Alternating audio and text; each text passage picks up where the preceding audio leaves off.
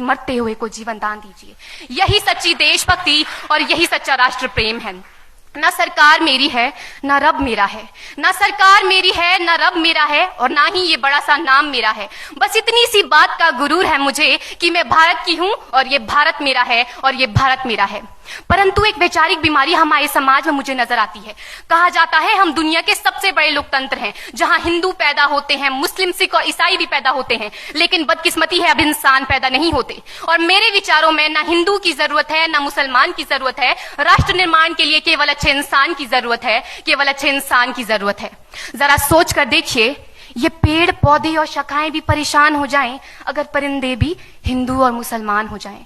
एक शैक्षणिक बीमारी भी हमारे समाज में मुझे नजर आती है, और बड़े ही आश्चर्य की बात है जिस देश ने पूरी दुनिया को तक्षशिला और नालंदा देकर के विश्वविद्यालय शिक्षा की बुनियाद रखी, आज विश्व के 100 सर्वश्रेष्ठ विश्वविद्यालयों में हमारा एक भी विश्वविद्यालय खड़ा नहीं हो पाता। जहां एक और हमारे पास IIT, IIM और NIT जैसे शिक्षण संस्थान हैं, तो वहीं दूसरी ओर इस देश के गरीबों को बेरोजगारी की जमात में खड़ा करने के लिए उनके हाथ में सर्व शिक्षा अभियान का झुंझुना पकड़ा दिया जाता है।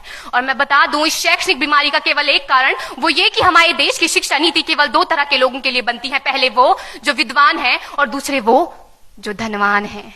इसी तरह की कई गजब की बीमारियां हैं, और इन बीमारियों की जो जड़ है ना, वो हमारा अंधविश्वास। और मेरे विचारों में जब तक इस देश का युवा अपनी सफलता के लिए मंदिरों में जा जाकर नारियल फोड़ फोड़ कर भगवान को रिश्वत लगाता रहेगा, हमारे समाज का शिक्षित वर्ग ही बिल्ली के रास्ता काटने पर खड़े हो जाना, अपने धर्म अपनी जाति को ऊंचा मानकर दूसरों के धर्म की अवहेलना करता रहेगा, तब तक ना तो इस देश से अंधविश्वास खत्म होगा और ना ही हमारा राष्ट्र निर्माण संभव होगा।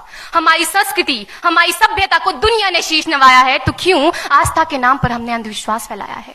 मेरे विचारों में हमारा राष्ट्र निर्माण तब संभव होगा जब इस देश में महिलाओं की पूजा नहीं उनकी इज्जत की जाएगी। राष्ट्र निर्माण तब संभव होगा जब हम जातिगत आरक्षण नहीं बल्कि सामाजिक सशक्तिकरण पर बात करेंगे।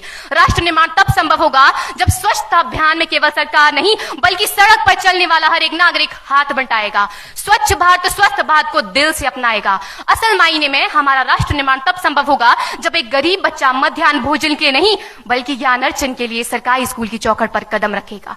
और हमारा राष्ट्र निर्माण तब तक संभव नहीं होगा जब तक एक नागरिक नैतिक रूप से सटीन, चारित्रिक रूप से भ्रष्ट, मानसिक रूप से दिवालिया, धार्मिक रूप से अंधा, राजनीतिक रूप से गंदा, स्वैच्छिक मान मूल्यों के आंकड़ों में जिन्न शिन्न पैपंदमयी अखंड भारत को खंड खंड करता रहेगा। तब तक हमारा राष्ट्र निर्माण संभव नहीं होगा।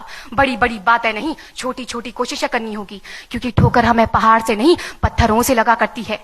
I being an Indian, I being a student, I being a symbol daughter of this motherland feel proud to be an Indian। और मैं सैल्यूट करना चाहूंगी सरहद पर दिन रात हमारी रक्षा के लिए खड़े हर उस जवान को, इस देश की पुलिस, प्रशासन और किसान को, और इस देश के हर उस व्यक्ति को जो अपना काम पूरी ईमानदारी, पूरी मेहनत और पूरी लगन से करते हैं, जिनके बिना राष्ट्र निर्माण की कल्पना करना भी असंभव सा लगता है। और आज इस मंच पर पूरी जिम्मेदारी के साथ मैं भारत की बेटी ये कहती हूं कि हमारा राष्ट्र निर्माण तब संभव होगा जब हम सभी, मैं, आप, हम सब मिलकर प्रयास करेंगे, क्योंकि हमारे देश की जिम्मेदारी नहीं है हमें आगे ले जाने की, हमारी जिम्मेदारी है अपने देश को आगे ले जाने की, अपने राष्ट्र को आगे ले जाने की, अपने वतन को आगे ले जाने की।